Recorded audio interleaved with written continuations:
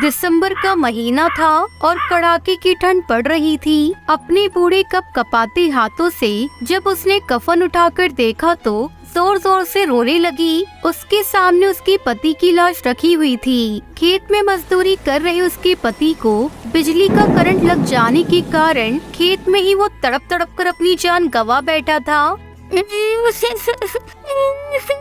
हे भगवान, ये तूने हम गरीबों के साथ कैसा अन्याय किया है। तुझे हमारी तकलीफ दिखाई नहीं देती है क्या, जो तूने ऊपर से इतना बड़ा दुख भी दे दिया। अब मैं अपनी बेटी को अकेले कैसे पालूंगी। टूनी चिड़िया की एक बेटी थी जिसका नाम टुनटुनी था और सहारे के नाम पर टूनी चिड़िया के पास एक गाय थी जिसका नाम गायू था। टूनी चिड़िया गायू का दूध बेचकर अपना और अपनी बेटी टुनटुनी का गुजारा किसी तरह से चला पा रही थी। एक दिन टूनी चिड़िया के पास साहूकार का वसूली भाई आया। तब तक आप लोग कमेंट में बताएं 8 × 8 + 10 कितने होते हैं। अरे टोनी, तेरे पति ने साहूकार से कर्जा लिया था। तेरा पति नहीं रहा तो अब साहूकार का कर्जा तू नहीं चुकाएगी क्या? कर्जा? कौन सा कर्जा? मुझे तो कर्जे के बारे में कुछ भी नहीं पता। पता कैसे चलेगा? पैसे जो देने पड़ेंगे। तेरे पति ने ये घर बनवाने के लिए 2000 रुपए लिए थे। लेकिन मेरे पास तो अभी इतने पैसे नहीं हैं। साहूकार जी से कहना कि थोड़े दिन और रुक जाएं। मैं धीरे धीरे करके उनका कर्जा चुका दूंगी। टूनी के कहने पर वसूली भाई वहाँ से चला गया। टूनी के पास रहने के लिए एक कमरे का पक्का मकान था जिसमें वो अपनी बेटी के साथ रहती थी। धीरे धीरे 1 महीना और गुजर गया। जनवरी का महीना आ चुका था। दिन रात बर्फीली हवा चल रही थी। एक दिन साहूकार कड़कनाथ सेठ खुद टूनी चिड़िया के घर आ धमका। अरे टूनी, 1 महीना और गुजर गया लेकिन तूने अभी तक मेरे पैसे नहीं दिए। तुम लोगों के साथ नरमी क्या दिखा दी तो तुम लोग सर पर चढ़ जाते हो। ला मेरे पैसे निकाल, पूरे 2000 रुपए। बेचारी टूनी चिड़िया कड़कनाथ सेठ के आगे हाथ पैर जोड़ के गिड़गिड़ाने लगी।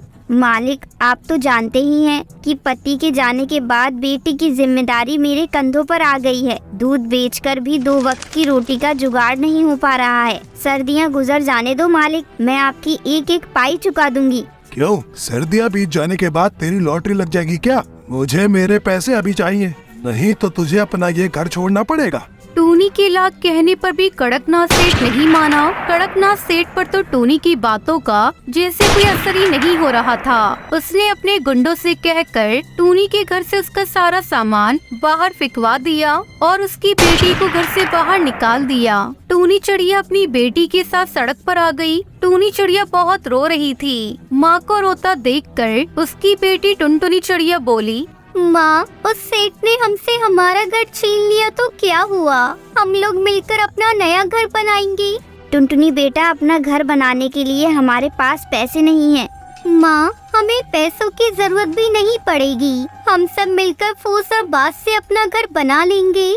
ठीक है टुनटुनी बेटा, अब कुछ ना कुछ तो करना ही पड़ेगा ना। टूनी चिड़िया और टुनटुनी चिड़िया मिलकर पूरे जंगल में घूम घूम कर फूस और बांस इकट्ठा करने लगते हैं। जब उनके पास काफी सारे फूस, टूटे पास टूटी फूटी लकड़ियाँ इकट्ठा हो गई तो नदी किनारे उन्होंने अपने लिए घर बनाना शुरू कर दिया। कुछ देर की मेहनत के बाद उनका फूस का घर तैयार हो गया था। दोनों उस घर में रहने के लिए चले गए और अपनी गाय गायू को अपनी फूस की टूटी फूटी झोपड़ी के बाहर बांध दिया। रात में खाना खाकर जब दोनों सोने लगी तो उन्हें बहुत तेज ठंड लगनी शुरू हो गई।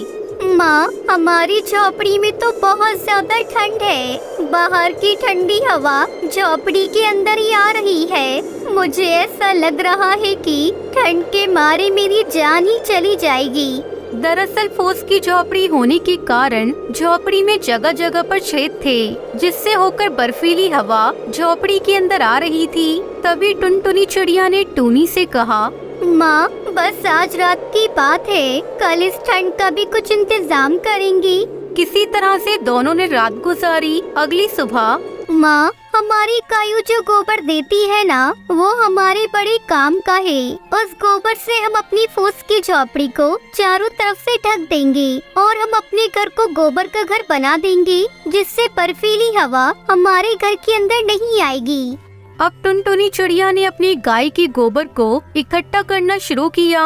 उसने गोबर में थोड़ी सी मिट्टी और थोड़ा पानी मिलाकर उसका गाढ़ा घोल तैयार कर लिया और अपने नन्हे हाथों से अपने फूस के गोबर से बना लेप लगाने लगी। टुनटुनी चिड़िया के इस काम में टूनी चिड़िया भी उसकी मदद करने लगी। शाम तक उन दोनों ने लेप लगाकर घर तैयार कर लिया था और इस तरह टूनी चिड़िया का गोबर का घर बनकर तैयार था। वो दोनों अपने गोबर के घर को देखकर बहुत खुश थे। बेटा, गोबर का लेप लगाने के बाद अब हमारा घर कितना गर्म हो गया है ना। अब घर के अंदर ठंडी हवा भी नहीं आ रही। ये सब तेरे दिमाग का कमाल है।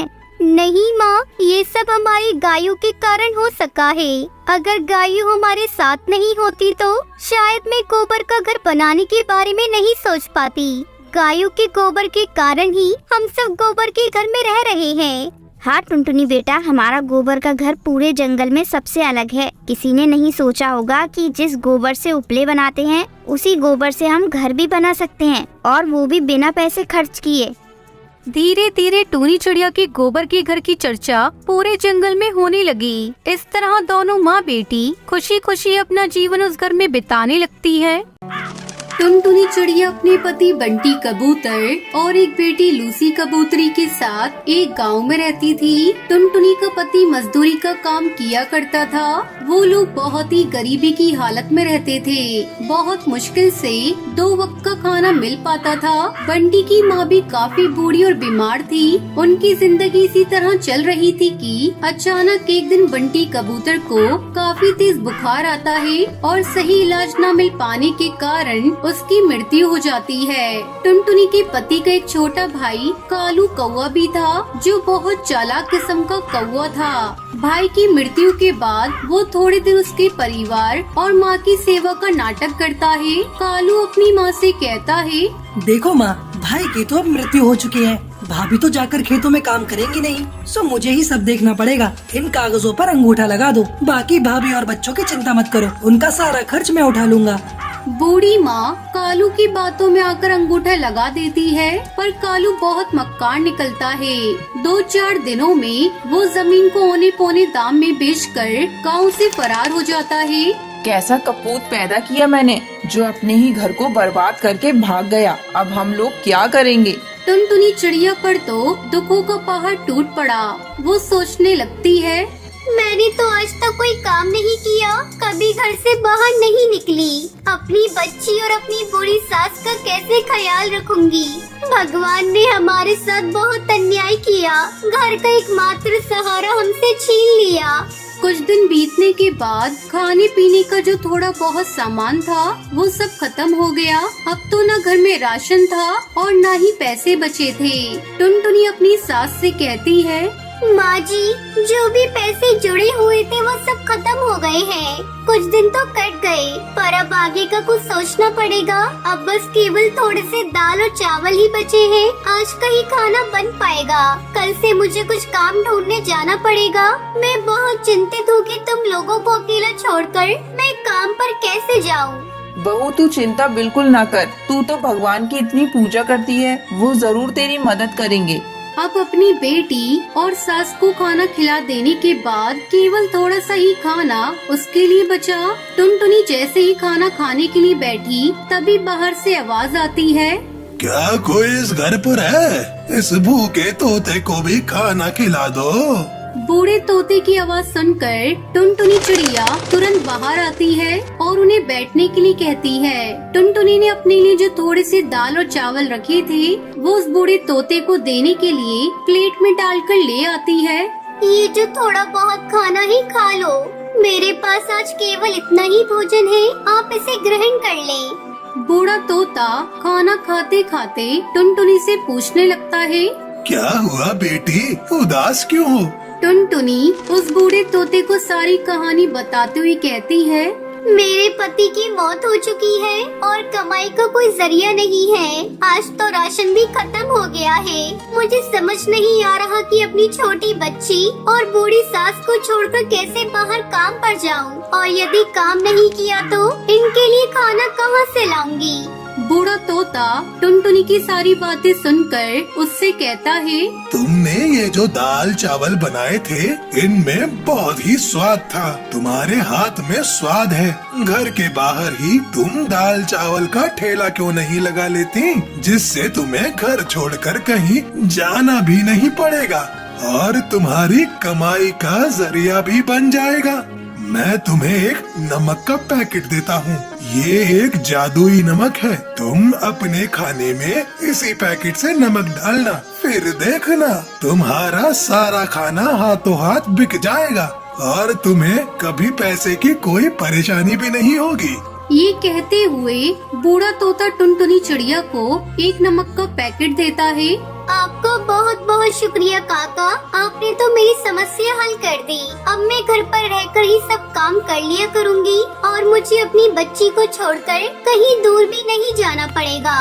तुम बहुत ही अच्छे दिल की चिड़िया हो। तुम्हारे मन में लोगों के लिए दया भाव है और तुम लोगों की मदद करना चाहती हो, इसलिए मैं तुम्हें ये जादुई नमक दे रहा हूँ। ये तुम्हारी बहुत मदद करेगा और हाँ, ये याद रखना, ये पैकेट कभी भी खाली नहीं होगा।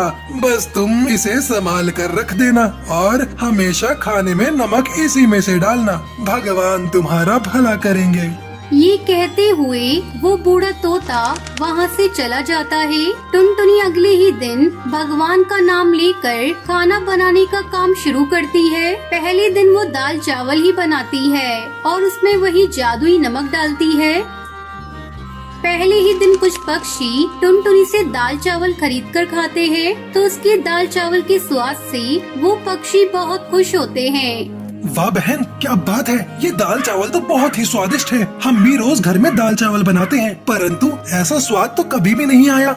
हाँ भाई, ऐसे दाल चावल ना सुंदरी की माँ जो है ना 100 साल लगा कर भी नहीं बना पाएगी। बता रहा हूँ, स्वाद आ गया भाई, सच में वाह। टुनटुनी के बनाए दाल चावल धीरे धीरे पूरे जंगल में मशहूर हो जाते हैं। पूरे गांव भर में उसके दाल चावल की तारीफ होने लगती है। उस जादुई नमक के स्वाद ने अपना जादू चला दिया और टुनटुनी चिड़िया के बनाए दाल चावल गांव भर में मशहूर हो गए। अब टुनटुनी जितना भी खाना बनाती वो हाथों हाथ बिक जाता। टुनटुनी की अच्छी खासी कमाई होने लगी। एक दिन टुनटुनी चिड़िया अपनी सास से कहती है, माँ जी, हमारे बनाए दाल चावल पूरे गांव भर में सबको पसंद आ रहे हैं और रोजाना ग्राहक बढ़ते ही जा रहे हैं। अब हमारे घर में पैसे की कोई कमी नहीं है। मैं सोच रही हूँ क्यों न मैं अपने साथ काम करने के लिए एक नौकर को रख लूँ और हम दाल चावल के साथ साथ सब्जी और रोटी भी बनाकर बेचेंगे, जिससे हमारी कमाई और बढ़ेगी। हाँ हाँ, क्यों नहीं बेटी। तुम इतने मन से और साफ सफाई से खाना बनाती हो तो खाने में तो स्वाद आएगा ही। तुम इसी तरह मेहनत करती रहो, भगवान तुम्हें सफलता देंगे। कुछ दिन बाद कालू कौवा घर वापस लौटा। वो अपनी माँ और भाभी से माफी मांगते हुए कहता है, मुझे माफ कर दो माँ और भाभी, मैंने आप दोनों के साथ बहुत बुरा किया। मुझे अपनी गलती का एहसास है। अगर भाभी तुम्हारे पास कोई काम हो तो मुझे रख लीजिए, मैं आपके काम में हाथ बटा दूंगा। टुनटुनी चिड़िया बहुत सोचकर बोली, ठीक है, मैं तुम्हें एक और मौका दे देती हूँ। तुम आज से ही मेरे ढाबे पर काम कर सकते हो।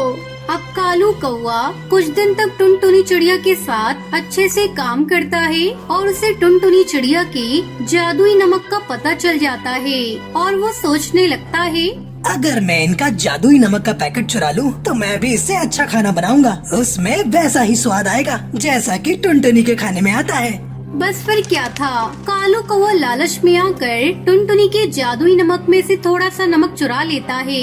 टुनटुनी की बेटी ये सब देख लेती है। वहीं दूसरी ओर कालू कौवा टुनटुनी के चुराए हुए नमक से खाना बनाकर अपना ठेला लगाता है और सभी पक्षियों से कहता है, आइए आइए और कालू के ठेले पर आकर स्वादिष्ट खाना खाइए। कुछ पक्षी कालू के ठेले पर खाना खाने आते भी हैं, पर जैसे ही वो पक्षी खाना मुंह में डालते हैं उसे थूकने लगते हैं। थू थू थू थू थू है। इतना बेस्वाद और गंदा खाना, इसमें तुमने मसाले डाले हैं या जहर डाला है भाई? है थू थू थू थू। हमारे सारे पैसे बर्बाद कर दिए हैं। ये खाना तो कोई जानवर भी नहीं खाएगा। लाओ हमारे पैसे वापस करो। सभी पक्षी कालू को भला बुरा कहने लगते हैं और अपने पैसे वापस लेकर वहाँ से चले जाते हैं। वो बहुत दुखी होता है कि उसने तो पैसे उधार लेकर बहुत सारा खाना बना लिया था, परंतु सारा खाना बर्बाद हो गया, जिससे उसका बहुत बड़ा नुकसान हुआ। अगले दिन कालू रोते हुए टुनटुनी से माफी मांगने जाता है। उसे समझ में आ गया था कि एक भली चिड़िया के साथ बुरा करने और चोरी करने का अंजाम उसे मिल गया है। कालू कौवे को अपनी गलती समझ आ जाती है और उसके बाद से वो ईमानदारी के साथ टुनटुनी चिड़िया के यहाँ काम करने लगता है।